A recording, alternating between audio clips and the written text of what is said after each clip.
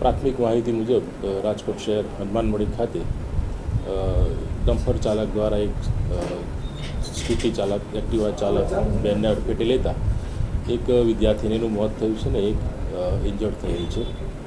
જે બાબતે ટ્રાફિક વિભાગ દ્વારા પણ જે અગાઉ ઓગસ્ટ 2023થી અમલમાં છે ભારે વાહનોનું જાહેરનામું, તે અન્વયે આવા કોઈ વાહનો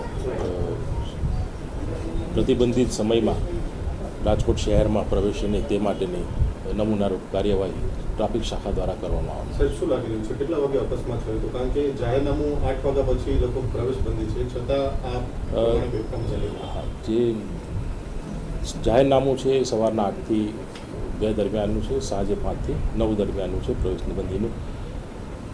જે બનાવ બન્યો છે આ સમયગાળા દરમિયાન બન્યો હોય, જે ડમ્પર ચાલક પકડાયથી અને પૂછપરછ દરમિયાન જે પણ કાર્યવાહી કરવામાં થતી હશે તે કરવામાં આવશે.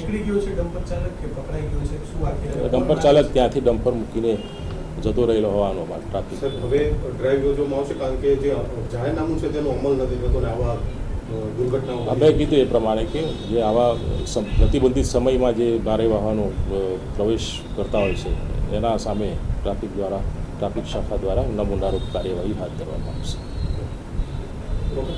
ઓકે.